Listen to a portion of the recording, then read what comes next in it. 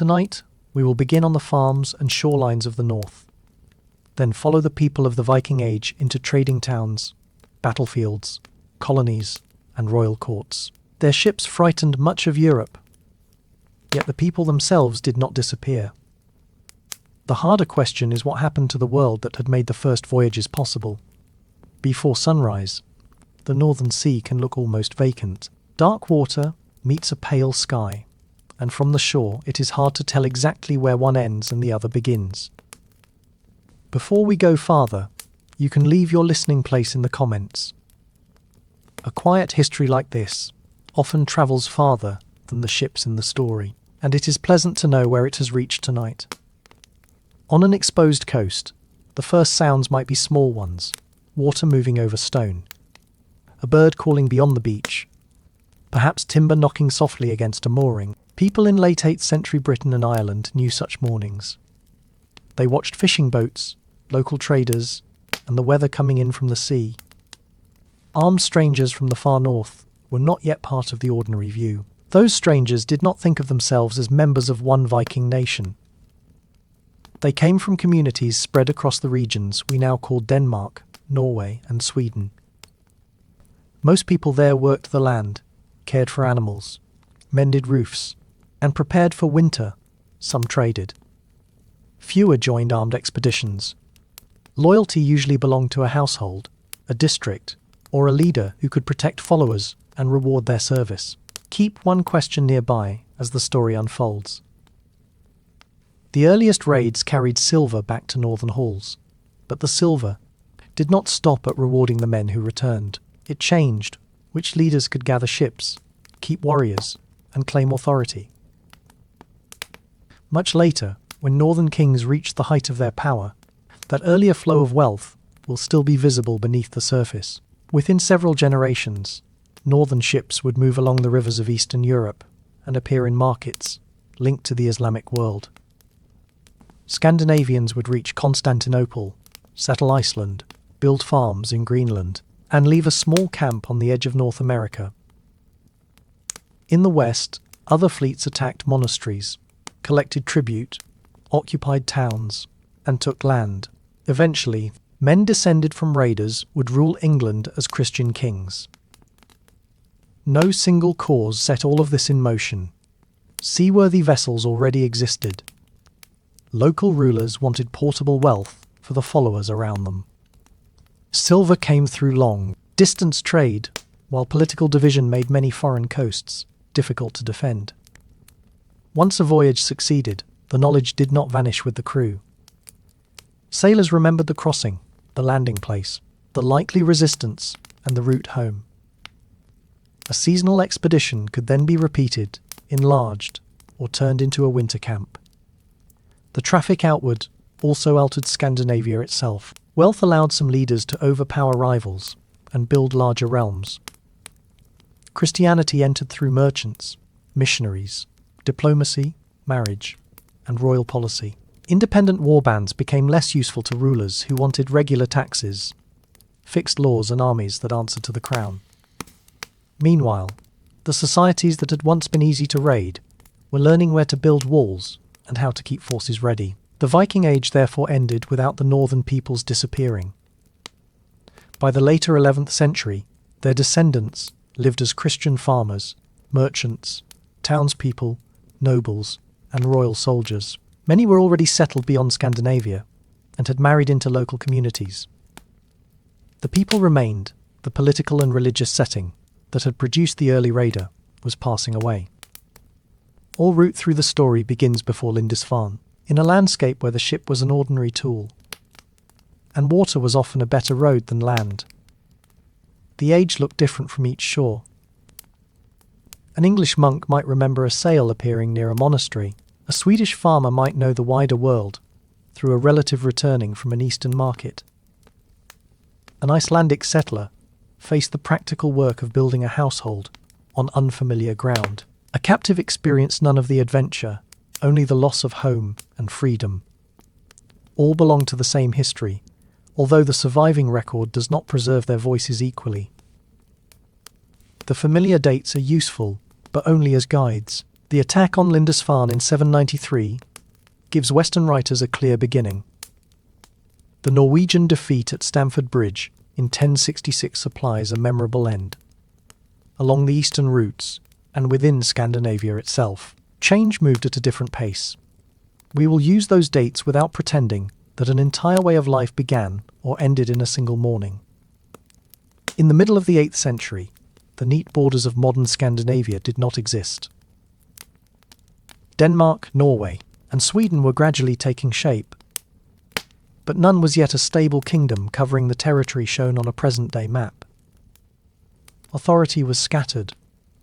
One ruler might control good farmland or a useful harbour. Another relied on marriage ties, religious standing, a reputation for generosity, or the armed household gathered around his hall. Geography kept the regions distinct. Denmark's lowland and islands opened easily toward the North Sea and the Baltic, and its farms could support regular contact with the continent.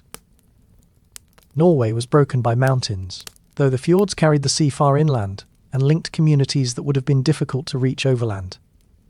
Sweden included forests, lakes, farming districts, and a long eastern coast facing the Baltic. The north was connected, but it was never uniform. Nor was it cut off from the wider world. Amber and furs moved south, while weapons, glass, metalwork, and other goods travelled north. Roman objects had reached Scandinavian communities centuries before the Viking Age. Merchants carried news together with cargo, so people who never left their home district could still hear about rich ports, distant rulers, and religious centres across the sea. Most daily work remained close to the farm. Households depended on hardy grain, livestock, stored food, and the knowledge needed to survive a cold season. Coastal families added fishing, while hunting filled some of the gaps left by fields and animals. The work changed through the year rather than keeping one steady rhythm. That rhythm matters. Early raiding could be fitted around summer sailing and farm work. The decisive change came later, when some crews stopped treating an overseas voyage as a journey with a fixed return. Once men spent the winter abroad, they needed camps, supplies, horses, and agreements with local rulers. At that point, a raid could become a military presence, and the older seasonal pattern was much harder to restore. Summer was the crowded part of the year. Roofs and fences needed repair. Hay had to be cut, and food had to be preserved before shorter days limited travel and production. A household that misjudged those tasks might face the winter with too little fodder or too little grain. A successful farm could be more than a family home. Relatives, hired labourers, dependents, guests, craftspeople, armed followers, and enslaved workers might all live within the same household economy. Wealth showed itself in land, livestock, ships, imported cloth, jewellery, and the ability to feed visitors. For a leader, silver had one special advantage. It could be carried, weighed, divided, and handed to a follower without dividing the farm itself. Freedom and slavery marked a hard boundary. Free farmers could hold property and speak at local assemblies. Magnates stood above them through land and connections. Thralls had few protections and could be sold, inherited, or forced into labour. Some were born into that condition. Others had been taken in war or bought through trade. As northern raiding expanded, the capture and sale of people became part of the same overseas system that moved silver and goods. Law lived mainly in memory and public practice. Free men met at assemblies often called things, where disputes were heard and agreements confirmed. These gatherings did not remove violence from society, but they offered an alternative to an endless feud. Compensation could settle a killing or injury. When the families involved accepted the terms, and the public nature of the decision gave the settlement weight. The assemblies will return later, when we reach Iceland and other distant settlements that had to govern themselves without a resident king. A later film will follow that legal tradition beyond the Viking Age, from the Althing to the institutions that survived it. Follow the channel if you would like that quieter branch of the story to be waiting when you come back. Reputation held the social world together. Courage mattered, but a leader also had to be generous. A man who kept every valuable object for himself could not expect warriors to stay. Gifts turned wealth into loyalty. An arm ring brought back from overseas might reward service, while imported cloth or metalwork displayed at a feast showed that the host had access to routes and resources beyond his district. The word Viking needs similar care. Modern speech often applies it to almost everyone who lived in Scandinavia during these centuries. In its earlier setting, it was more closely tied to a voyage or activity. A person might join an expedition for profit and later return to farming or trade. Most people in the north never went on such a journey, and even among those who did, motives were not identical. The familiar horned helmet belongs mainly to later art and stage costume. Archaeological finds do not support it as normal Viking Age equipment. Helmets and swords were costly, and richly decorated weapons belonged to a minority. Many fighters carried spears, shields, and tools that could also serve in combat. Armor existed, but it was unevenly distributed, much like other forms of wealth. Craft skill was visible everywhere in northern life. Smiths produced tools as well as weapons. Metalworkers shaped silver, bronze, and gold into brooches, rings, and fittings. Woodworkers built halls, chests, wagons, boats, and the larger ships that would carry expeditions abroad. Textile production demanded just as much expertise. A woolen sail began with sheep and passed through cleaning, spinning, weaving, and finishing before it ever met the wind. Religion was woven into the household, the feast, the assembly, and the authority of rulers. Practice differed from place to place, and the gods were not understood in one simple system. Odin was connected with knowledge, poetry, rule, and elite warfare. Thor was widely associated with strength and protection. Freyr and Freyja belonged to prosperity and fertility in different ways. Ancestors, local spirits, sacred places, and ritual specialists also mattered. Much of what survives was written later by Christians, so the picture is necessarily incomplete. The first overseas expeditions grew out of this settled world. Scandinavia was neither a frozen wilderness nor a single camp of warriors. It was a group of farming societies linked by water, trade, rivalry, and related languages. People already travelled near the end of the 8th century. Ships, political ambition, and foreign opportunity began to reinforce one another on a much larger scale. The technology that mattered most was not a sword or an axe. It was the ship, shaped by generations of practical experiment rather than by one sudden invention. Shipwrights adjusted the curve of a hull, learned which timber would bend without failing, and passed their knowledge through families and specialist workshops. The famous forms of the Viking Age were the result of many such decisions. On many vessels, the hull was built from overlapping planks, fastened with iron rivets. The structure remained light for its strength and could flex with the movement of the sea. A keel helped the ship hold a course under sail, while the shallow draft let a crew approach an open beach or enter waterways that deeper ships could not use. Ocean travel and river movement belonged to the same design. There was never one standard Viking ship. Long, narrow warships carried armed crews and moved quickly under oars or sail. Broader cargo vessels, including the Nar, traded some speed for the ability to carry animals, timber, food, and families across open water. Smaller boats served farms, fishing grounds, ferries, and fjord traffic. People learned seamanship through ordinary work before any of them became famous overseas. The square sail extended the range of a crew without exhausting every rower. Wool was commonly used, which made a sail expensive in both labour and material. Oars still mattered when a ship left harbour, entered a river, crossed calm water, or manoeuvred near shore. A vessel could travel under wind for much of a crossing, lower the sail at the coast, and continue inland by human power. Navigation rested on experience. Sailors read the shape of coasts, the direction of swell and wind, the movement of birds, the look of clouds, and the position of the sun. Routes were held in memory and taught by use. None of this made open water safe. Storms scattered ships, fog concealed landmarks, and cold water killed quickly after a wreck. Crews sailed with a clear understanding that the reward and the danger belonged to the same journey. The ship also altered the timing of war.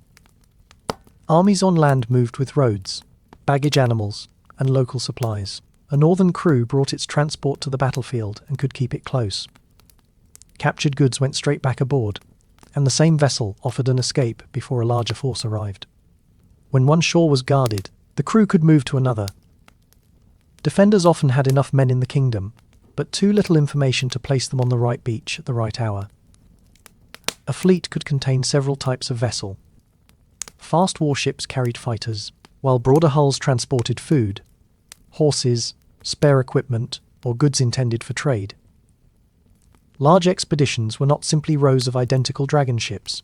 They were temporary communities at sea, shaped by ownership, local building traditions, and the practical purpose of the voyage. Weather remained in charge. A crew might wait for days before a useful wind appeared. Long periods at the oars consumed food and strength, and fresh water took up valuable space. Sleeping conditions were exposed, so men often went ashore when they could or sheltered, under simple covers aboard the ship. The vessel opened routes that had once been difficult, but it did not make them comfortable. Building one required organization on land. Suitable timber had to be found, cut, and moved. Smiths forged rivets and fittings. A sail demanded months of textile work, and the crew needed food before departure. One leader might own the hull, while the men aboard contributed labor, weapons, or part of the cost. The details varied, yet no expedition was merely a spontaneous decision made on the beach. Silver gave this maritime skill a political purpose. A leader could not divide a farm every time he wanted to reward a follower, but he could cut or weigh silver. Coins often mattered for their metal, rather than for the ruler stamped on them. Jewellery could be displayed, traded, melted, or shared out after a voyage. Portable wealth allowed a chief to turn foreign success into authority at home. Northern communities had access to silver through trade before the large western raids. Baltic routes led toward river systems connected with the Black Sea, the Caspian, and markets tied to the Islamic world. Western Europe offered other opportunities. Monasteries and royal centres held precious metal, valuable cloth, decorated books, and people who might be ransomed or sold. Poverty alone does not explain the decision to raid. Many poor coastal societies never produced Viking fleets. In Scandinavia, seaworthy ships existed alongside leaders, able to gather armed followers, and information about foreign wealth was already circulating. Rivalry at home gave the voyage another purpose. A chief who returned with treasure could draw men away from a competitor and enter the next dispute with greater resources. Conditions abroad completed the opportunity. Britain was divided among several kingdoms, whose rulers often watched one another more closely than the Northern Sea. Ireland contained many competing dynasties. Charlemagne ruled a powerful empire, but its coastline and river network were too extensive to guard at every point. No ruler could station a strong force beside each harbour, monastery, and landing place. Religious houses were particularly vulnerable. Many stood on islands, or quiet coasts, chosen for prayer and withdrawal. Their sacred status offered a kind of protection within Christian society. Yet a northern crew did not share that expectation. From the water, a monastery could look like a lightly defended concentration of metal, food, livestock, and captives. The earliest raiding parties were probably small enough to move fast. Their advantage depended on reaching land, taking portable wealth, and leaving before local resistance gathered. A shallow hull needed no developed harbour. It could run toward an open beach, receive the crew again, and be underway with little delay. Every successful voyage reduced uncertainty for the next one. Returning sailors knew the tides, the safest approach, the response of local authorities, and which targets had proved profitable. They also brought home visible evidence. Silver distributed in a haul carried more weight than a rumour from across the sea. From there, the pattern could feed itself.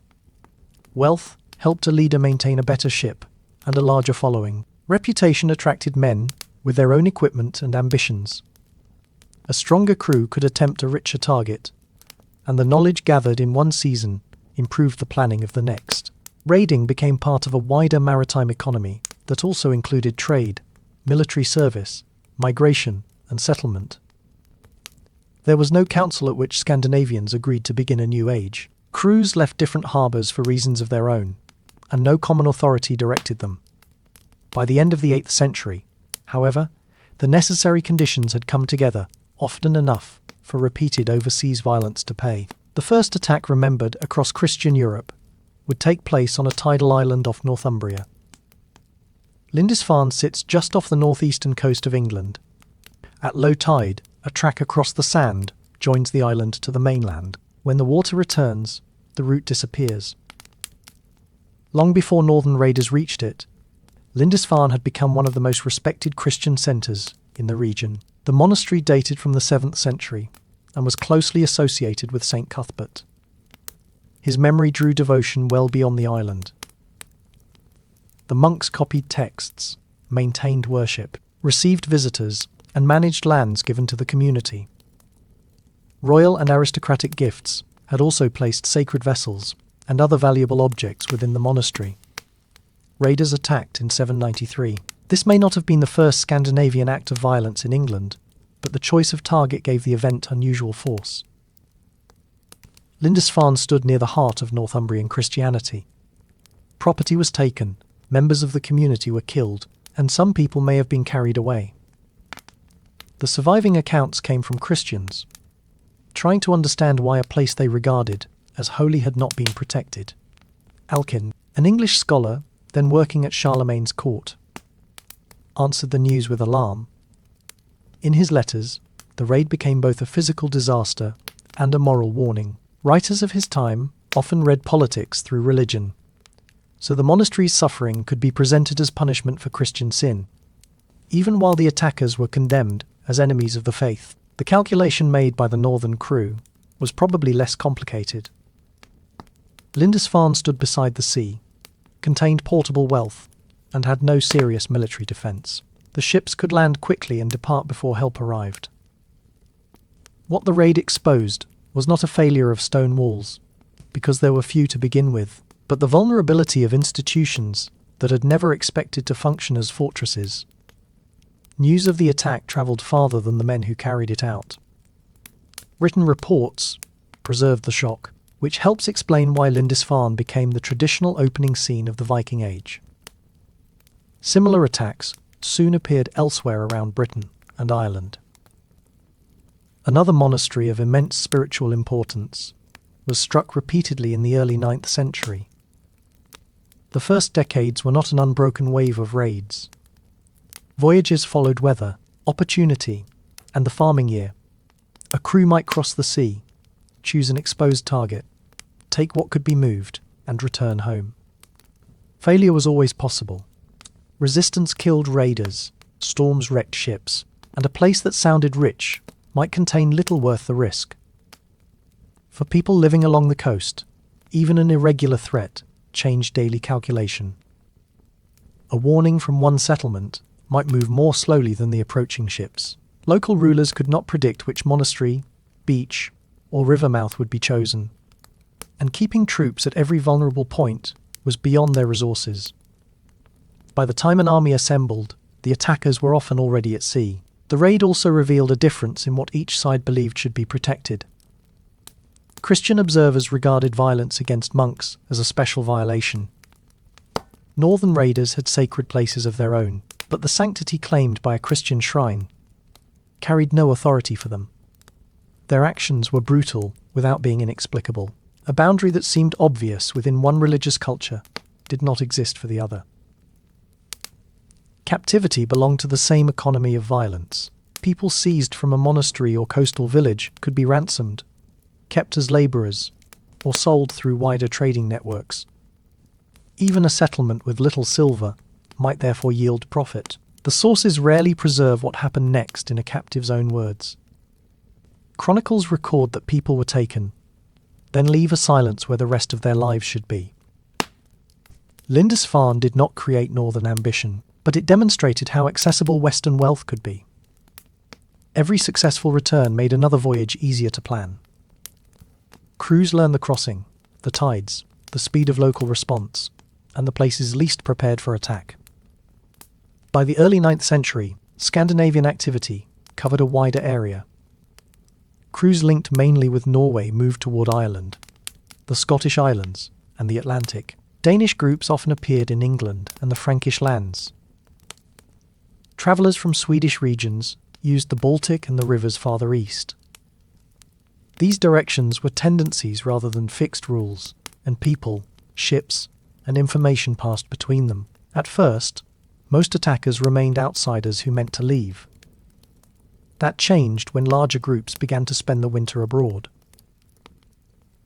A camp beside a harbour or river gave them a place to guard treasure, repair ships, and begin the next campaign without crossing back to Scandinavia. Once an army stayed through the cold season, it ceased to be a brief coastal disturbance and became a continuing presence in local politics. Life inside such a camp required more than fighting. Leaders had to divide food, handle disputes, and decide whether the force would move, negotiate, or remain in place. Men who had expected one season might stay because the route home was difficult, or because another campaign promised profit. Captives, traders, guides, and local allies could all enter the camp's orbit. Tribute agreements brought information as well as wealth, and an exiled noble might offer routes or support in return for help against a rival. Horses widened the area an army could threaten. Many were probably acquired after landing, rather than carried in every early warship. Mounted travel did not mean that the warriors necessarily fought as cavalry. It allowed them to reach farms, towns, and gathering places sooner than defenders expected, then dismount and fight on foot. Ships provided the first movement, locally obtained animals extended it inland. A large force still had a basic weakness. It consumed the district around it. Winter made that problem worse. An army might move because food was running short, not because its leader had planned a flawless sequence of campaigns. Access to markets, negotiated supplies, tribute, and stored grain could matter as much as battlefield success. To remain abroad, the raiders had to enter the economic life of the lands they were attacking. For several decades after Lindisfarne, many expeditions still fitted the older seasonal pattern. Crews sailed when weather and farm work allowed, struck a coast, or moved into a river, then tried to return north before winter. Every campaign began with another crossing, limiting its reach and leaving part of the year less dangerous for coastal communities. Winter camps altered that balance. A defended base beside a harbour or river provided storage, shelter, and a place to repair ships. Horses could be found locally, and the army's knowledge of roads, harvests, rivalries, and weak points improved with time. A force that stayed through the seasons could bargain with rulers, collect tribute, and enter local wars. Ireland shows the change particularly well. The island contained many kingdoms whose rulers competed for land and status. Monasteries offered wealth, but the political landscape offered alliances as well. Scandinavian leaders might support one Irish ruler against another, then find themselves fighting a different northern group in the same region. Fortified ship camps known as longforts appeared beside Irish waterways. Some lasted only a short time. Others developed into settlements where trade and military activity supported one another. Dublin became the strongest example. Its position near the river, Liffey linked the coast with inland routes, and the town grew into a major market for silver, craft goods, and enslaved people. Dublin makes it difficult to draw a clean line between raiding and commerce. Property taken in one district could be sold in another. Merchants used routes opened by armed expansion, while warriors needed markets that could turn plunder into food, equipment, or weighed silver. Captives from Britain and Ireland passed through these ports into a network far larger than the original place of seizure. The Frankish lands faced growing pressure at much the same time. After Charlemagne died in 814, Conflict among his heirs weakened political coordination.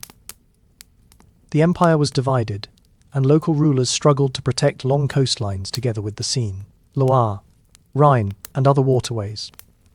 Towns well inland discovered that a river was not a barrier. It could deliver an attacking fleet almost to the gate. Paris was attacked more than once during the 9th century. In 845, Charles the Bald paid a Scandinavian force to withdraw.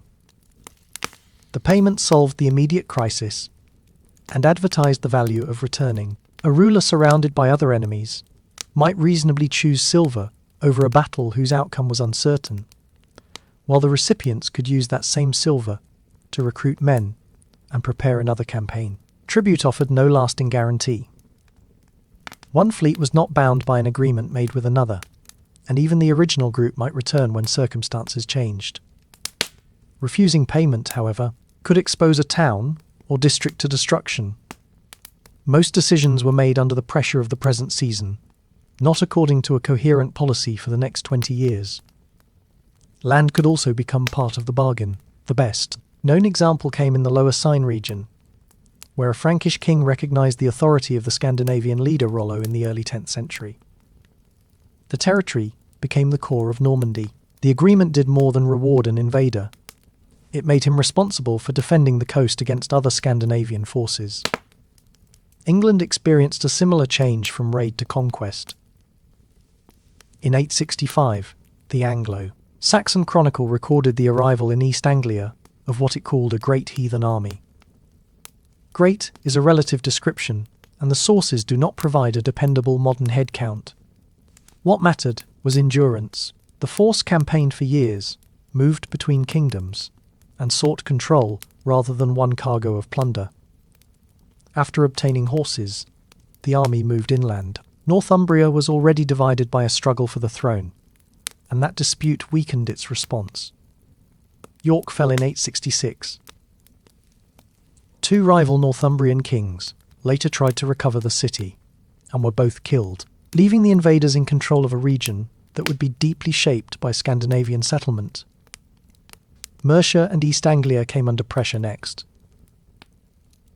The army did not rely on battle alone. It accepted payments when that was more useful. Its leaders also understood the value of English division. A neighbouring kingdom might hesitate to help, either because it feared becoming the next target, or because a rival's weakness offered an advantage of its own. King Edmund of East Anglia was defeated and killed in 869 or 870. Later tradition remembered him as a Christian martyr, and added details that cannot all be checked. The political outcome is less uncertain. East Anglia lost its independent ruler, and Scandinavian power widened. The so-called Great Army was never a fixed institution with an unchanged list of members. Groups joined or left, leaders pursued separate aims, and some forces crossed to the continent, while others settled in England. New arrivals replaced men who had died or gone home. The name is useful for the phase of campaigning, but it should not suggest one permanent army acting under a single command. Feeding these forces affected the countryside long before a battle was fought. Men and horses consumed large quantities of food, and winter quarters required steady supply. Farmers might be compelled to provide provisions. Towns faced demands for money, and local elites had to judge whether resistance, accommodation, or temporary cooperation offered the least damaging choice. Violence could be severe, but a profitable agreement was often preferable to a costly siege. Scandinavian leaders had little reason to destroy an administrative system that could collect revenue for them. Farms that continued to produce and markets that continued to trade made a conquered district more valuable than a ruined one. By the 870s, most English kingdoms had been defeated or seriously weakened. Wessex remained the strongest independent power in the south. Its survival depended on adapting to a war that no longer ended when the sailing season closed. Alfred would not remove Scandinavian settlement from England, but he would help build a defensive and political system strong enough to prevent the loss of his own kingdom. Alfred took the throne of Wessex in 871, when campaigning had become almost continuous. His early years brought battle, negotiated withdrawals, and renewed attacks. Later tradition made him England's lone defender. But he ruled one kingdom among several, and often had to buy time. The crisis deepened in 878, when Guthrum's force attacked during winter and pushed Alfred away from his usual centres of power. He withdrew into the marshes of Somerset. Stories written later placed him in disguise among ordinary people and supplied the familiar episode of the burned cakes. The tale says little about a cottage and much about the later image of a king brought low before recovering. Alfred rebuilt his support and defeated Guthrum at Edington. The exact movements of the campaign remain debated, but the result allowed Wessex to survive. Guthrum accepted baptism and later ruled in East Anglia. Their settlement recognised that power in England was divided. It did not expel every Scandinavian force or settler from the country. The name Danelaw is used for areas where Scandinavian law and settlement had a strong presence, especially in the north and east. It should not be imagined as one province with a fixed border and permanent government. Control moved between rulers, and local conditions differed.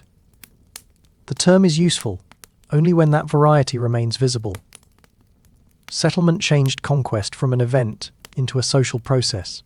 Some warriors received or seized land, and families moved into parts of the territory.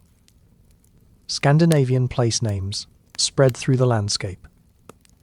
Legal vocabulary and administrative practice left traces.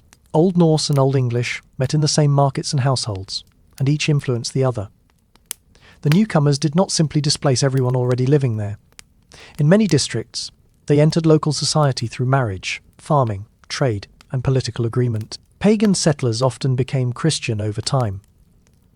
The reason might be conviction, advantage, family connection, or simply life inside a community whose churches and customs were already established. York grew into the leading Scandinavian, ruled centre in England. Its position linked routes from the Irish Sea and the North Sea with the interior of the north. Craftsmen worked in the town, merchants handled goods from several regions, and rulers issued coinage. Control changed hands repeatedly, which is a useful reminder that Scandinavian England remained politically active after the first victories. Alfred's lasting response was not one dramatic battle, but a different method of defence.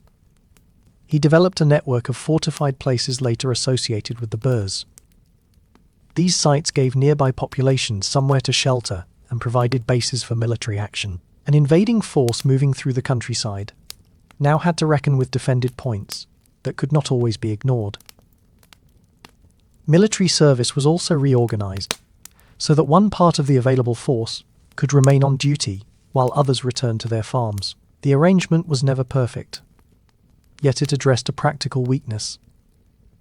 A levy drawn from agricultural households could not stay assembled indefinitely, whereas an army operating from winter quarters could choose when to move. Ships formed another part of the response. Alfred's naval activity should not be turned into the founding of a modern navy, but it shows a change in thinking. English rulers increasingly understood that maritime attacks could not be answered only after the enemy had landed. Some defence had to begin on the water. Alfred also invested in learning and written government. He supported translations, encouraged the recording of history, and presented Wessex as a defender of Christian order. These policies served the needs of rule in his own lifetime. They also helped create the unusually rich written memory through which later generations came to know him. After Alfred died in 899, his family continued the work. Edward the Elder and Athelflaed, Alfred's daughter and ruler of the Mercians, captured fortified towns and pressed into Scandinavian controlled areas. Their campaigns were built around connected strongpoints, supply, and gradual recovery, rather than the hope that one battle would settle everything. Athelflaed is easily lost when the story is reduced to a succession of kings. She governed Mercia, directed military construction, and worked within a political region with its own loyalties. Her authority rested partly on her royal family, but it also depended on her ability to lead Mercian policy.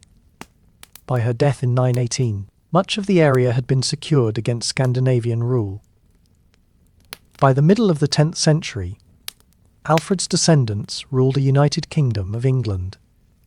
The Viking challenge had helped shape that unity. Coordinated defence required stronger royal institutions, while fortified towns supported administration and commerce. Taxation and military obligation became more regular, because the kingdom needed resources that could be gathered before a crisis reached the coast. Unity did not make England permanently safe. Scandinavian rulers remained influential around the Irish Sea and in the north, and York changed hands again. Later, Danish kings would organise invasions large enough to win the English crown. Even so, they faced a state very different from the divided kingdoms that had watched the sea in 793. Early rulers could not guard every mile of shore. 10th century England had broader revenue, fortifications, and royal command. Raiding cost more, although conquering the central kingdom promised far more than one monastery. The Danelaw's quieter legacy outlasted its rulers. Scandinavian communities gradually became English communities without losing every sign of their origin. Place names, vocabulary, legal habits, and family connections remained in the landscape. The most durable consequence of conquest was often not the survival of a foreign government, but the growth of a mixed society. While armies and kings struggled over England, other northern families took the sea in another direction. They travelled west in search of land. Conflict followed some of those voyages, but settlement was the main purpose. Beyond the familiar islands lay Iceland, Greenland, and eventually the edge of a continent unknown to medieval Europe. North and west of Britain, islands created a chain of possible journeys into the Atlantic. The Orkneys, Shetland, Faroes, and smaller groups offered landfalls between longer crossings. Settlers from Norway established themselves across much of this zone. Some islands already had inhabitants whose experience survives only faintly. Settlement brought mixture in some places and displacement in others. Iceland became the largest and most important of the western colonies. Norse sailors knew of the island by the later 9th century, and substantial migration followed. Many settlers came from Norway, but people from the British Isles also formed part of the population. Some travelled as relatives, partners, or free members of a household. Others arrived in bondage. No single reason explains why they went. Later, Icelandic tradition connected migration with Harald Fairhair's effort to consolidate Norway, and remembered settlers as people escaping a king. That pressure may have mattered, alongside land, feud, ambition, and the chance to put distance between a household and an old rival. Iceland was not entirely untouched by earlier visitors. Irish monks may have reached or lived on the island before Norse settlement. Although their number and length of stay remain uncertain, there was no indigenous farming population comparable to the communities the Norse later met in North America. The settlers therefore built a new agricultural society without first conquering a large resident population. The first arrivals claimed the most useful ground. Farms spread along coasts and valleys where animals could graze. Sheep, cattle, and horses had to survive the sea voyage before they could support the settlement. Timber was scarce, so driftwood and imported material became valuable. The land could sustain households, but only with adjustment, and in some districts, grazing contributed to erosion that became difficult to reverse. Chieftains exercised local authority, while the Althing gave the island a common meeting place at Thingvellir from the 10th century.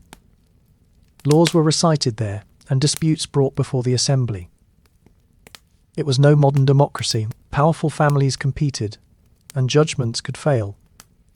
Still, the Althing gave scattered farms a political centre. Around the year 1000, the assembly accepted Christianity as Iceland's public religion in order to avoid a dangerous division. Later accounts describe a law speaker withdrawing to consider the question before announcing the decision, with limited private tolerance for some older practices.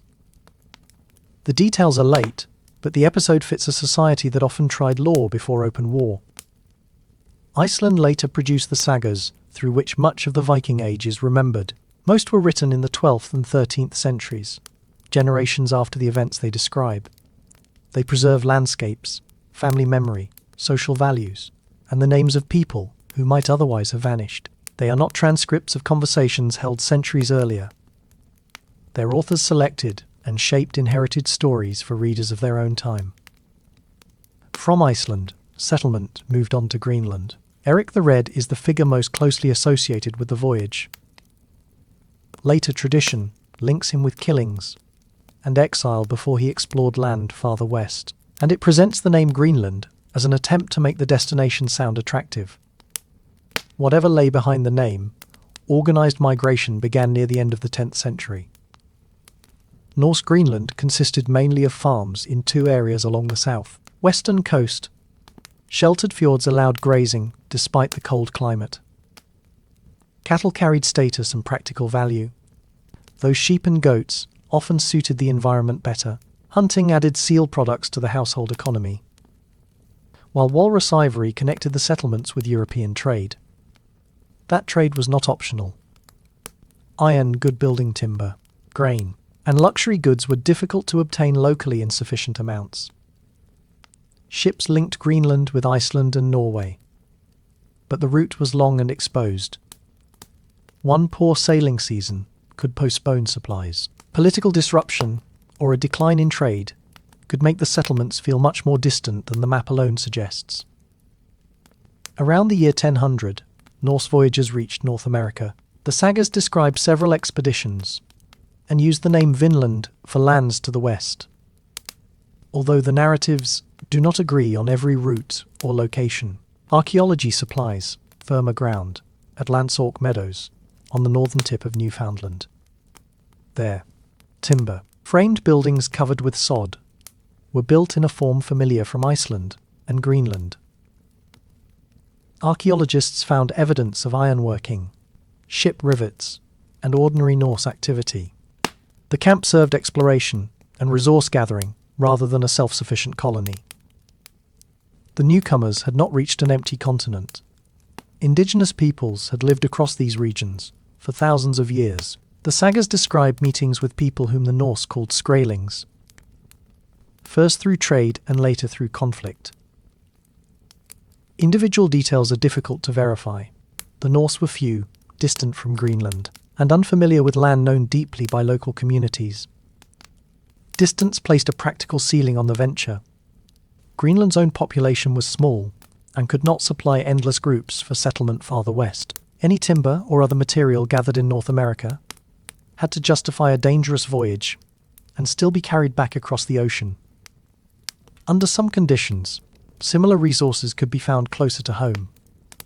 The North American base never developed into another Iceland. It was abandoned, though occasional voyages may have continued. Its importance lies in what can be shown without embellishment. Norse sailors crossed the North Atlantic and established a European camp in the Americas centuries before the later Atlantic empires. Greenland endured much longer. Its Norse farms survived for several centuries and disappeared only in the later Middle Ages. Colder conditions, weaker trade, changes in the ivory market, environmental strain, and political isolation may all have contributed. The final history probably differed from farm to farm, and no single cause explains every abandonment. The Western voyages show what the ships could carry besides warriors: livestock, tools, seed, timber, and whole households crossed the same water.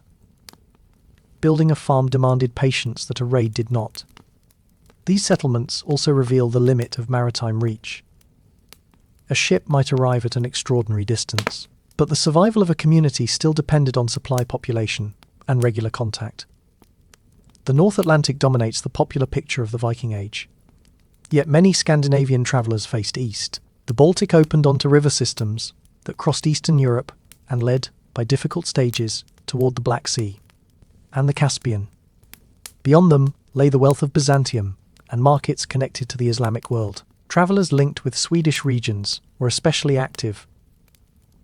Although the people moving along these routes came from several backgrounds, Eastern sources used names such as Russ and Varangians for some northern groups. The origin of the word Russ remains debated. For our purposes, the important point is that Scandinavian merchants and fighters took part in the growth of political and trading centres among much larger Slavic and Finnic populations. A river route was not an easy road. Boats met rapids, shallow water, and stretches where hulls or cargo had to be dragged from one waterway to another. Tolls changed with the ruler in control, and an armed group could appear at any bend. Success depended as much on guides, local agreements, and knowledge of the next portage as on seamanship in the Baltic. Settlements grew where routes met. Staraya Ladoga and Novgorod linked the Baltic with journeys farther south, while Kyiv became a major political centre on the Dnieper. Scandinavian burials and objects appear in the archaeology of several places. They belong within mixed communities, rather than proving that the towns were wholly Norse. Goods moved in both directions. Northern merchants carried furs, wax, honey, amber, weapons, and enslaved people. Islamic silver coins travelled north in large numbers during parts of the 9th and 10th centuries. Hoards found across Scandinavia show that this metal did not remain confined to eastern ports. It entered farms, halls, and political relationships far from the rivers that brought it. A buried hoard can speak of prosperity and fear at the same time. Some deposits may have been offerings, while others were savings hidden during conflict or before a journey.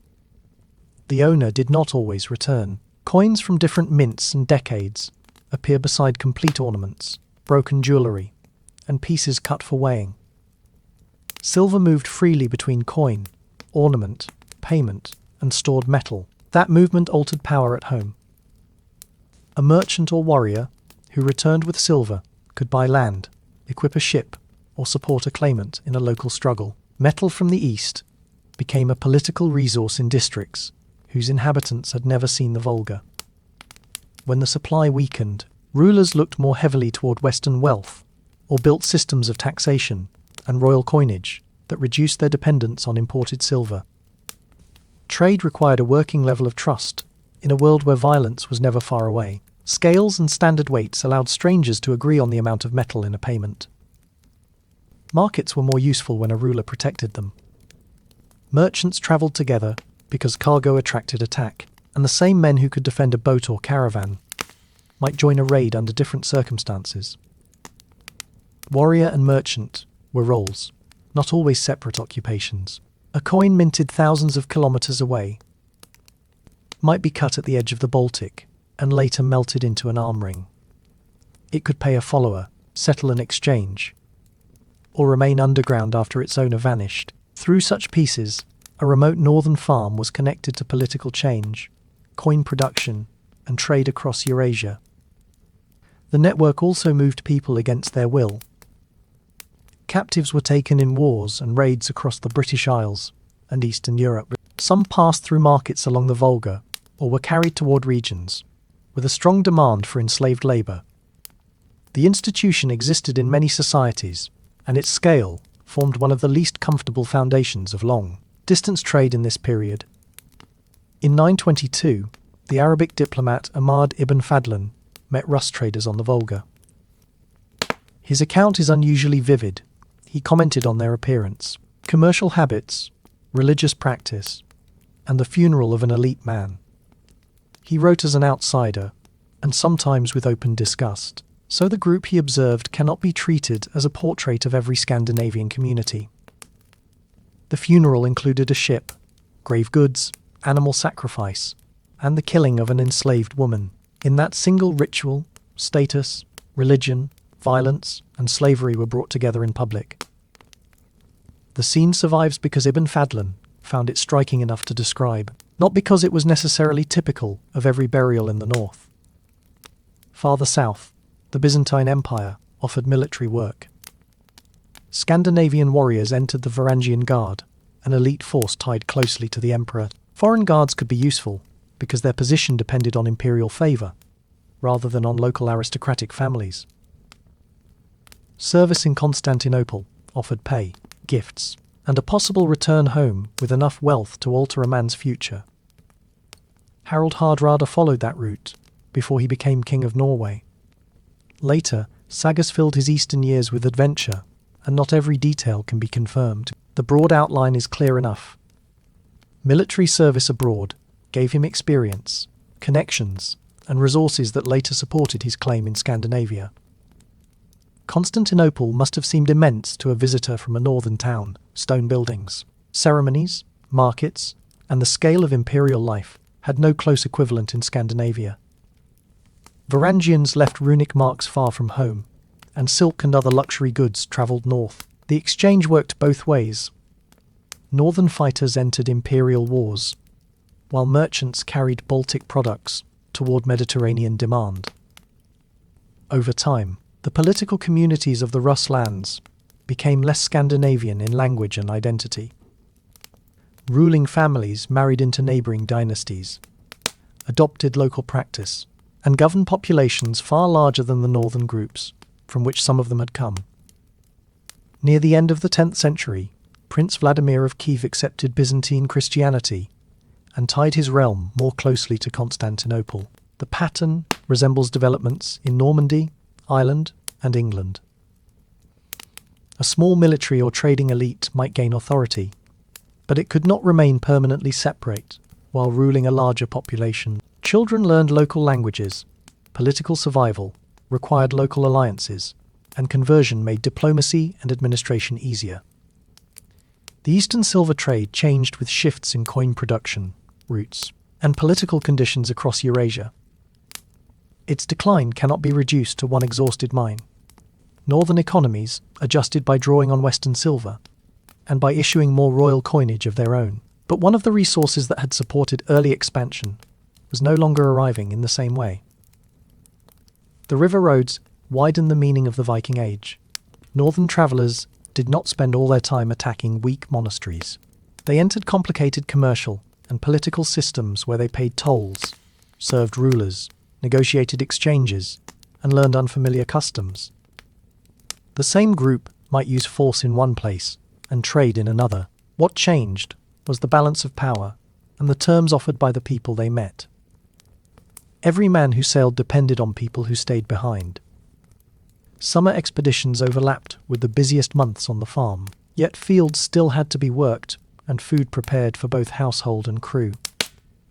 Rope, sails, clothing, tools, and containers came from skilled labour, performed long before a ship left the shore. The voyage depended on that domestic economy. Most people lived in rural households. Longhouses differed by region, period, and wealth, though many centred daily life in one broad interior where people cooked, worked, ate, and slept. Fire supplied heat and light, while smoke escaped through the roof and walls into air harsh by modern standards. In severe weather, animals might be sheltered in an attached part of the house. Food followed the resources of the district. Barley and oats were dependable grains. Dairy products could be processed and stored, and fish supported communities near coasts or rivers. Meat depended on season, wealth, and what a household could spare. Drying, smoking, fermenting, and salting carried food through winter and made provisions suitable for a voyage. Ale was common at gatherings. Mead required honey and could signal higher status. A feast was political. Filling a hall displayed resources, renewed obligations, and gave gifts a public setting. A poet might praise the host or recall the deeds of his family, turning agricultural surplus into reputation. Much of the household's organisation rested with women, especially the management of food and textiles. Keys found in female graves have often been read as signs of authority over stored goods. Wealthy women could own property and direct household affairs, although rights differed by region and circumstance. Marriage joined kin groups, which made a woman's family connections politically important, as well as personal. Women also travelled as settlers. Evidence from Iceland, Greenland, and Landsort meadows makes clear that northern expansion was not the work of male warbands alone. A permanent farm required families, animals, tools, food knowledge, and long-term planning. Women appear in craft and trading settings, as well as in the household. Female warriors remain a difficult question. A small number of graves containing weapons have been identified as female. And later literature preserves stories of shield maidens. Burial goods do not always prove a person's daily occupation. While saga tradition cannot verify every detail of Viking Age combat, the evidence allows for women who held warrior roles in particular circumstances, but it does not show that such service was common throughout Scandinavia. Children entered useful work early. They learned animal care, farming, household skills, and the expectations of kinship by taking part in them. Archaeologists find toys, small tools, and objects that hint at learning through imitation. Birth into an enslaved household, however, placed a child on a very different path from birth into a powerful family. Thralls carried out demanding domestic and agricultural work and could be used in workshops or large building projects. Their weak legal position exposed them to punishment and sexual exploitation. Some obtained freedom through purchase, service, or a gift from an owner. But release did not undo what had come before. Much of the Viking world's wealth depended on labourers whose names were never written down. Trading towns created a denser, less familiar kind of life. Hedeby, Ribe, Birka, Dublin, and York drew merchants and craftspeople from several regions. Workshops produced combs, beads, textiles, and metalwork. Coins circulated beside weighed silver, and several languages might be heard within a short walk. A ruler offered protection and collected customs, while the town supplied imported goods and revenue. Archaeology also corrects the old picture of the permanently unwashed barbarian. Combs and grooming tools are common finds. Those who could afford it wore dyed cloth and used jewellery to display wealth, origin, or affiliation. It is difficult to establish one bathing routine for every northern community, but attention to hair, dress, and personal equipment is unmistakable. Weapons had symbolic value without losing their practical purpose. Spears were widespread because they worked well and cost less than a sword. Some axes were ordinary tools that could be used in combat. Others were made specifically for war. A sword might be inherited, named repaired, and eventually buried with its owner. Shields were essential, although their wood and leather usually decay and leave only fittings or faint traces. Combat required more control than the image of constant frenzy suggests. Men fighting close together behind shields had to keep position and respond to one another. The berserker of medieval literature may preserve memories of ritual identity, exceptional behavior, or later storytelling. Claims about a particular intoxicating drug remain speculation. The sources remember terrifying fighters. They do not allow us to recover a reliable medical explanation for their state. Skaldic poetry was built from compressed language and demanding patterns. Court poets could preserve a ruler's reputation, and some verses were composed close to the events they mention. Later transmission complicates their use as evidence, but their political purpose is clear. Praise made a victory durable, while a memorable insult could damage honour long after the hall had emptied. Runes served shorter forms of writing. They were cut into stone, wood, bone, and portable objects. A runestone might commemorate a dead relative, record a journey, or advertise status. Most communication still depended on speech and memory. As Christianity spread, Latin literacy, parchment records, and clerical administration became more common alongside the older script. Religious life varied by district and household. Seasonal feasts joined worship to food and community, while sacrifice might involve animals or valuable objects. Wetlands and elite sites sometimes contain deposits that suggest ritual offerings. Reports of human sacrifice survive, though they must be handled carefully, because Christian writers had reason to emphasize customs they found horrifying. Women associated with prophecy or magic appear in both graves and later literature. Some burials contain staffs and unusual objects interpreted as signs of a seeress. The later texts may preserve elements of earlier practice, but they reach the page through Christian authors and literary conventions. Burial made social difference visible. Some bodies were cremated and others interred, with grave goods that might include jewellery, tools, weapons, animals, food, or vehicles. A small number of wealthy people received ship burials, most did not. The spectacular graves naturally attract attention, yet they represent a narrow part of a society in which ordinary lives left fewer durable objects. Farm, hall, assembly, market, and sacred place formed one connected world. Voyages drew food, labour, ships, and people from it, then returned silver captives, foreign objects, and new religious contacts. Expansion was not an activity outside normal society. It became one of the ways households and rulers competed within it. The early voyages rewarded leaders who could gather a crew and share out wealth. In time, that success worked against the independence of the warband. Trade and conquest gave some rulers the resources to dominate wider districts, while forts, towns, and religious institutions made their authority more permanent. Competition that encouraged overseas violence produced kingdoms with an interest in controlling it. Denmark developed strong royal centres relatively early. Its islands and lowlands were easier to connect than Norway's divided valleys, and the southern frontier brought direct contact with Frankish and later German rulers. The Danevirke was built and enlarged over time, requiring rulers able to organise labour beyond one estate. Hedeby grew near that frontier into a major trading centre. Goods arrived from the Baltic, the North Sea, and continental Europe, and the ruler who controlled the market gained tolls together with political influence. Its specialist workshops worked at a scale beyond one rural household.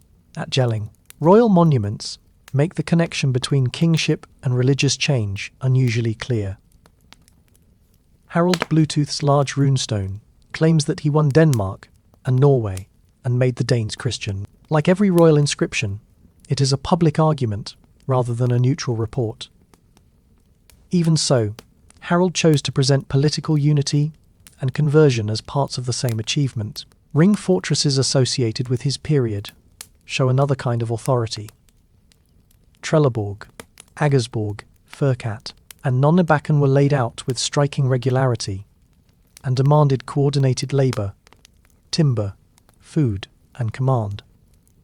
Their duration and exact purposes remain debated, but the scale of royal organisation is clear. Norway came together along a less direct path. Mountains, fjords, and strong regional identities made central control difficult. Later sagas credited Harald Fairhair with uniting the country after Hafrsfjord. But the tidy story of one founder belongs partly to later political memory. Consolidation was real. It remained disputed for generations. A Norwegian king depended on coastal routes and on magnates whose local authority could not simply be ignored. Taxes and religious change met resistance, and exile became common in royal careers. A defeated claimant might find service or support in England, Denmark, or the Ruslands, then return when conditions at home shifted. Power developed around several regions, including the central lake districts and the lands of the Getar. Eastern trade gave elites strong Baltic connections, while conversion moved unevenly. Older religious centres retained influence after Christian communities had already appeared elsewhere. As kingship grew, the character of war changed with it. A local chief could lead a ship or a small group, but a king could call on a broader territory, collect revenue, and coordinate several fleets. Those resources enabled larger invasions and encouraged rulers to restrain private raiding that disrupted tax, diplomacy, or royal control. Christianity fitted many of the needs of this new kingship. A baptized ruler could marry and negotiate among European monarchs, while clergy brought literacy, administration, and sacred authority. The church, in return, depended on rulers willing to protect land, clergy, and worship. Belief and state building could therefore advance through the same policy. Contact began well before any official declaration. Merchants in Christian markets encountered pressure to accept some form of baptism or blessing. Captives and foreign spouses carried beliefs north. Missionaries visited royal courts, and small Christian communities lived beside people who still honored the older gods. For many individuals, conversion was gradual. Baptism for trade or political advantage did not always end older practice at once. Crosses and pendants, shaped like Thor's hammer, belonged to the same transitional world.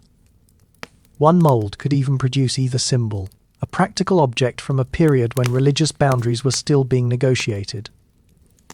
Some kings relied on patronage and persuasion. Others used force. Olaf Tryggvason and Olaf Haraldsson were later remembered for pressing Christianity hard in Norway. The sources describe threats, punishment, and destroyed shrines, though literary shaping has affected the detail. Behind those stories lies a genuine conflict in which religion and resistance to royal power were closely joined. Olaf Haraldsson was driven from Norway after leading magnates turned against him and Nut intervened. He returned from exile and died at Stiklestad in 1030, judged as a campaign. The attempt was a failure. His memory changed rapidly after death, as miracle stories and devotion turned the defeated king into Saint Olaf. The shrine at Nidaros became a major destination for pilgrims. A native saint gave Christian kingship a northern foundation. Later rulers could present themselves as heirs to a holy predecessor, rather than as agents of a foreign religion. Olaf's reputation also shows how conversion changed the meaning of political defeat. A warrior killed by his opponents could be remembered as a martyr whose authority increased after the battle was lost. Iceland reached public conversion by negotiation rather than by royal order around the year 1000. The Althing adopted one public religion to prevent the island's competing communities from breaking apart. Older practices did not vanish on the day of the decision. What changed first was the framework within which public life would continue. Burial customs shifted over time. Grave goods and cremation became less common, while churches took a larger place in community life. Clergy recorded property and law, and Latin learning entered the north more deeply. The institutions that preserved pagan stories also helped dismantle the world that produced them. Coinage offers a small, concrete view of the same transition. Earlier silver often arrived as foreign coins valued by weight. A king who issued his own money could place a name and Christian symbol on metal used in markets and payments. The coin became both currency and a repeated statement of royal authority, supported by a more organized fiscal system. By the late 10th and early 11th centuries, Scandinavian rulers could direct campaigns as instruments of dynastic policy. These were not merely seasonal ventures assembled by independent chiefs. England's wealth and political weakness attracted Danish kings who wanted the kingdom itself, not one more payment from it. Nut achieved more than any of them. For a short period, his authority connected England, Denmark, and Norway. The realm stood at the height of northern royal power. Yet its existence also showed how far Scandinavia had travelled. From the age of unnamed crews, landing beside an undefended monastery, England's recovery during the 10th century did not end Scandinavian interest in the kingdom. From the 980s onward, fleets returned with growing force. Danish kings could now assemble far greater resources, while England had one crown but distrust among its leading families. Athol II became king as a child in 978 after the killing of his half-brother Edward. His later nickname is usually rendered as the Unready, though the Old English word means something closer to badly advised and forms a play on his own name. His government raised money, negotiated, and resisted, but never found a dependable answer to repeated invasion. Payments to Scandinavian armies became one of the kingdom's heaviest burdens. They are commonly grouped under the name Danegeld, although the terms and purposes used at the time were not always the same. A payment might buy a season of peace.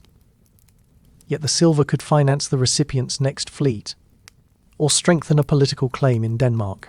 English revenue entered northern hordes and rivalries. Athelred also tried coercion in 1002.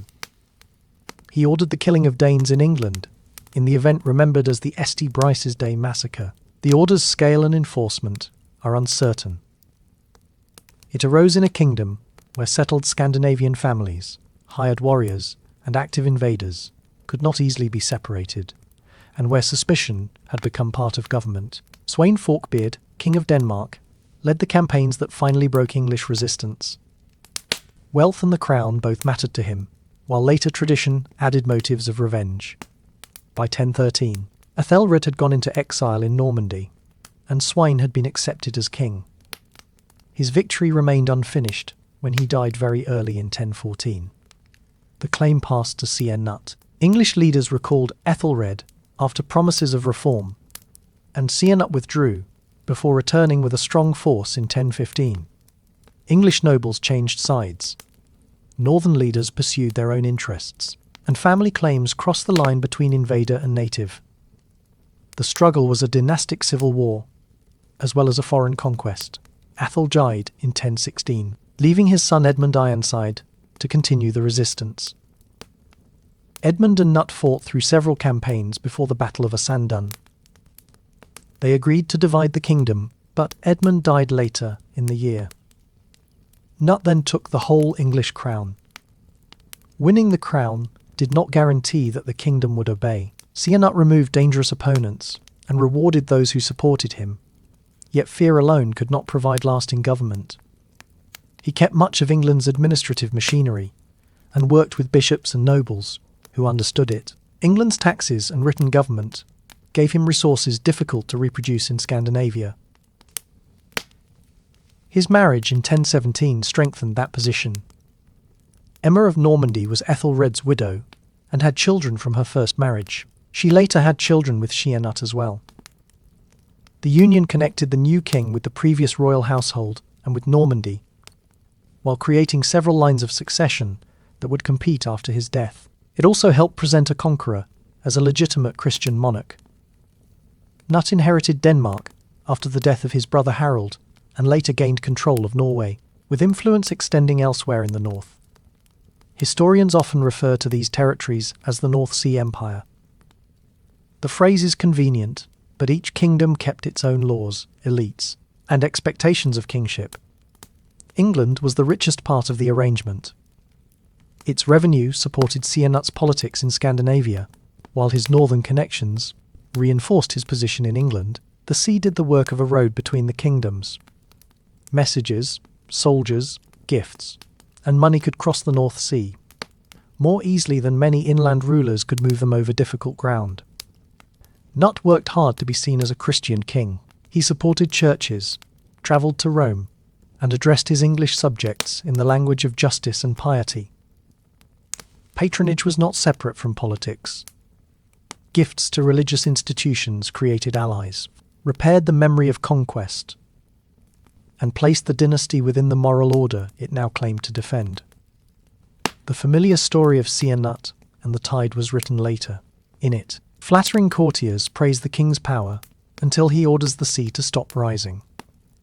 The water ignores him, and Siernut uses the moment to show that earthly rule has limits. The scene is not a court record. It endured because it offered a useful portrait of a monarch who recognized that his authority stood beneath divine power. Under Siernut, Scandinavian political influence reached its greatest height. A descendant of sea raiders ruled England through English law and Christian kingship, corresponding with bishops and dealing with emperors and neighbouring rulers as part of the European political order. The old categories of northern invader and Christian monarch had begun to overlap. The realm's strength was also personal. It depended heavily on Siernut's ability to hold different elites together. After his death in 1035, his sons could not preserve the entire structure. Rival heirs contested England before Edward the Confessor restored the older West Saxon line in 1042, while Denmark and Norway followed separate dynastic struggles. The North Sea realm did not last, but it marked a durable change. Scandinavian warfare had produced established kingdoms, rather than temporary fields of plunder. Northern rulers now sought legal recognition, church support, and hereditary crowns. Their aims increasingly resembled those of the monarchs they had once attacked. There was still room for an individual warrior to seek fortune abroad. Harald Hardrada built his career in that older manner before taking the Norwegian throne, and his death in England in 1066 became the traditional final scene of the age. The deeper ending was already visible under Sienut. The most successful northern conqueror governed not as a pagan raider, but as a Christian king with taxes, laws and a court. Harald Sigurdsson was a half-brother of Olaf Haraldsson. He fought beside Olaf at Stiklestad in 1030, while still a young man, and the defeat sent him into exile. His route led through the Russlands, and eventually into Byzantine service, where he became associated with the Varangian Guard. The later sagas follow him through Mediterranean campaigns and dangerous disputes at the imperial court. Heroic storytelling shaped many scenes, but Harald clearly returned with experience, reputation, and wealth that strengthened his claim. For a short time, he shared the Norwegian throne with Magnus the Good. After Magnus died in 1047, Harald ruled alone. He governed with severity and spent years fighting Svein Estridsson of Denmark, though the Danish crown remained beyond his reach. His byname Hardrada, usually understood as hard ruler, fits the image preserved by later tradition. England offered one last large opportunity. Edward the Confessor died childless in January 1066, and Harold Godwinson, the kingdom's most powerful earl, was chosen and crowned. Duke William of Normandy claimed that Edward had promised him the throne and that Harold had sworn support. Hardrada advanced a separate claim, built from earlier royal agreements and from the old Scandinavian ambition to rule England. Harold Godwinson's estranged brother Tostig joined the Norwegian king, giving the invasion local knowledge and a political partner. Hardrada's fleet reached northern England late in the summer. On the 20th of September, he and Tostig defeated the forces of Earls Edwin and Morcar at Fulford, near York. York submitted, and the victors arranged for hostages and supplies. 5 days later they gathered near Stamford Bridge, apparently without expecting the main English royal army to arrive so quickly. Harold Godwinson had brought his force north after receiving news of the invasion. The battle was severe. A later story tells of one Norwegian holding the bridge until an English fighter attacked from below, but the episode may belong more to literature than to eyewitness memory. The main result is not in doubt. Hardrada was killed, Tostig fell with him, and the Norwegian army was shattered. Those who survived were permitted to leave after giving assurances of peace. Tradition says that the returning force required far fewer ships than the invasion had brought. Medieval figures are not secure enough for a precise count, but the scale of loss was unmistakable. Hardrada's attempt to restore Scandinavian rule in England was over. Stamford Bridge is often used as the closing date of the Viking Age, because it offers such a clear final image. A Norwegian warrior king dying in England after a career that reached from Scandinavia to Byzantium. History did not stop that afternoon. Northern fleets sailed again, and Scandinavian rulers continued to fight abroad. The date is symbolic, not an instant ending. Harold Godwinson soon faced William of Normandy, who had landed in the south. The English king moved to meet him, and was defeated at Hastings on the 14th of October. How much the northern campaign contributed to that defeat remains debated. It placed the government under immense pressure, but historians continue to discuss the route, speed, and condition of Harold's forces. William's victory was not the triumph of a people untouched by the Viking world. Normandy had itself grown from Scandinavian settlement. Rollo and his followers received land in northern France during the early 10th century. Then their descendants adopted French speech, Christian religion, and Frankish political customs. By 1066, the Normans did not regard themselves as Vikings, though the history of northern migration remained inside the duchy they ruled. Similar changes had taken place elsewhere. The Rus principalities became Christian states, whose public language and political culture were largely Slavic. Dublin entered the Irish political world while remaining an important town. Scandinavian settlers in northern England became part of English society, and Norse communities around the Scottish Islands developed regional identities that outlived the classic age of raiding. The end of the Viking Age came from these changes at home and abroad.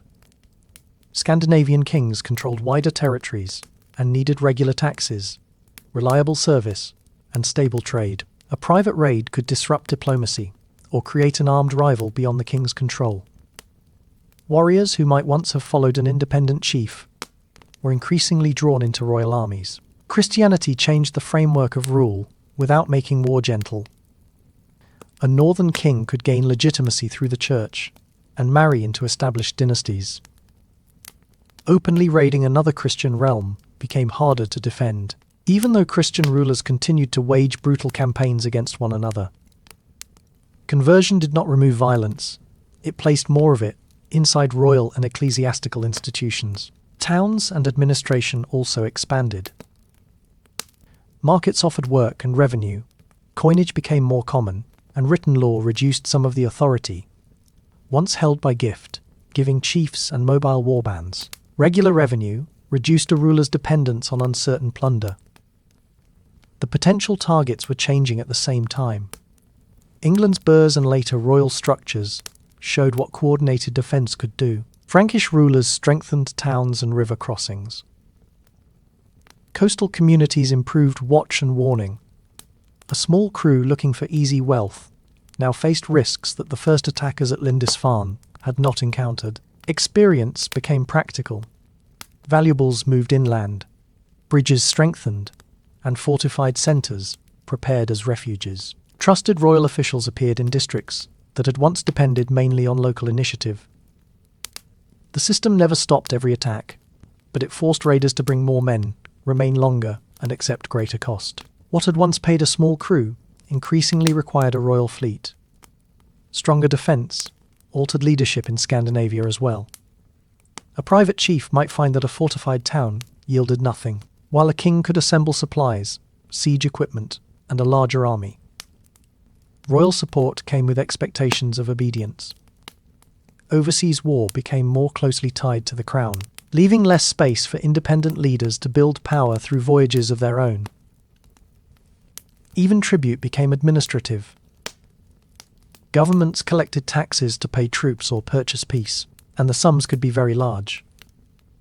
The money came from a kingdom's machinery, which was more profitable to rule than repeatedly damage. Former raiders and their descendants often became part of the defence. Norman rulers guarded the lower Seine. Scandinavian families in England owned farms and traded in towns that new invaders threatened. A man whose grandfather had arrived with an army could serve an English king against the next fleet from the north. Economic conditions across the wider network had shifted as well. The large flow of Islamic silver into the Baltic declined, while other coinages and forms of commerce developed. Kings exercised stronger control over markets. The older combination of portable silver, weak coastal defence, and independent military enterprise no longer worked with the same ease. Migration had also changed the people who left. A household that gained land in Yorkshire or Normandy acquired reasons to stay, protect property, and form local alliances. Settlement absorbed some of the ambition that had once returned to Scandinavia after each season. Successful settlement reduced the supply of seasonal raiders. None of this made the northern kingdoms peaceful. Danish, Norwegian, and Swedish rulers continued to fight neighbours, compete around the Baltic, and intervene beyond Scandinavia. What disappeared was the earlier system in which small or loosely organised crews could cross a vulnerable frontier, turn violence into silver, and return with enough wealth to overturn politics at home. By the later 11th century, Scandinavia belonged more clearly within Latin Christian Europe. Kings corresponded with church leaders and married into continental dynasties. Bishops supervised growing dioceses, while stone churches and towns became more common. Political struggles increasingly took place between recognized kingdoms, rather than among a loose field of local chiefs. Change was uneven. Older beliefs survived, and slavery declined slowly, rather than vanishing at baptism. A remote district might preserve older practices long after a royal court had adopted new ones. Even with those differences, the direction of travel was clear. The social world that had produced the earliest voyages was being replaced. Hardrada's death works as a closing image, because his life gathered so much of the older age into one career. He had been an exile, a foreign mercenary, a returning claimant, a king, and an overseas invader. The roots of the Viking world supplied his wealth and experience. At Stamford Bridge, that model of leadership met an English kingdom capable of moving quickly enough to stop it. The defeat did not erase the people of the north. It showed how thoroughly they and their neighbours had changed. The Viking Age ended through settlement, stronger government, new religious institutions, and the loss of easy opportunities. Movement became residence. The independent warrior leader gave way, unevenly but unmistakably, to the monarch and the state. Ships kept crossing the northern seas after 1066. Scandinavian merchants returned to familiar ports. Kings continued to make war, and Greenland remained connected with Europe for centuries. None of this required a separate Viking Age. These activities now belong to the ordinary political and commercial life of medieval kingdoms. The legacy is clearest where settlers stayed. Dublin grew from a Scandinavian base into an enduring city. York preserves workshops and objects from a time of northern rule. Across northern and eastern England, place names carry Old Norse influence, and ordinary English words entered through long contact between neighbours rather than through a single act of conquest. Normandy carried northern ancestry into a French-speaking Christian duchy. Its rulers later conquered England and built power in southern Italy and Sicily.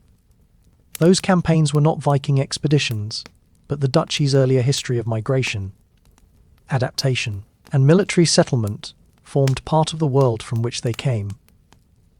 In the east, dynasties associated with the Rus helped shape states centered on Kiev and other cities. Their descendants did not remain a separate Scandinavian caste. They adopted local languages, entered regional marriage networks, and followed Byzantine Christianity. What emerged was neither simply Norse, nor simply unchanged local society, but something made through mixture. Iceland preserved another kind of inheritance. Medieval writers recorded sagas, poetry, lore, and myth. Much of what is now known about Odin, Thor, and the heroic traditions of the North survives, because Christian Icelanders wrote down stories from a pagan past. Read carefully, they remain essential to recovering the age's imaginative world. Archaeology brings us closer to people whom chronicles ignored. A comb from a workshop, a spindle hull left in Newfoundland, a clipped coin, or a repaired rivet can reveal work and movement on a human scale. Graves preserve signs of status, belief, and family connection, while reminding us that the spectacular burial of an elite person represents only a narrow part of society. The ship remains the most recognizable object of the age because it joined open water to beaches and rivers. It carried fighters, but also animals, merchants, cloth, tools, food, and families. Its flexibility carried small northern communities through an extraordinary range of environments. The result was often violent. Monasteries were attacked, towns burned, and people carried into slavery. Settlement could displace earlier communities or absorb them on unequal terms. Exploration should not be used to soften what conquest meant to those who lost land, property, or freedom. Destruction was not the whole history either. Settlers cultivated farms, founded and enlarged markets, entered local law, married into existing populations, and moved goods and information across long distances. Their influence lasted precisely because they did not remain permanently separate from the people around them. The Viking Age had risen from a particular opportunity. Experienced sailors could reach wealthy places whose defences were still organised, mainly for threats on land. Silver made the voyage politically useful at home. where rival leaders needed visible rewards for their followers. The opportunity narrowed as the system succeeded. Wealth helped kings consolidate power.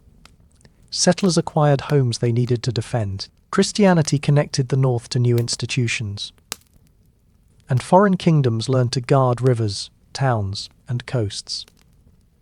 Independent raiding did not become impossible, but it became less reliable and less central to political life.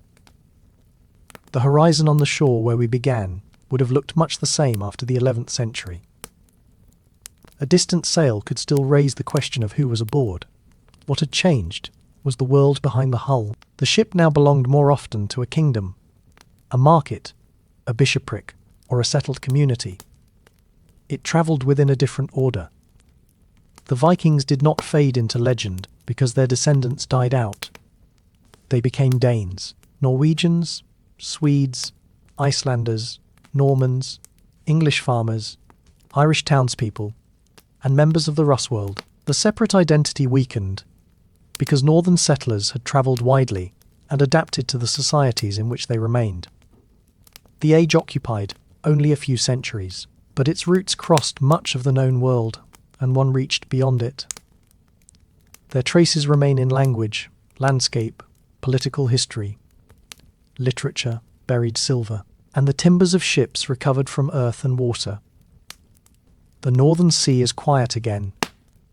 The oars have stopped, and the last sail has gone beyond sight. What remains is a history of farming communities that learned to use the sea with unusual skill, gained power from that knowledge, and then found themselves changed by the world their voyages had created.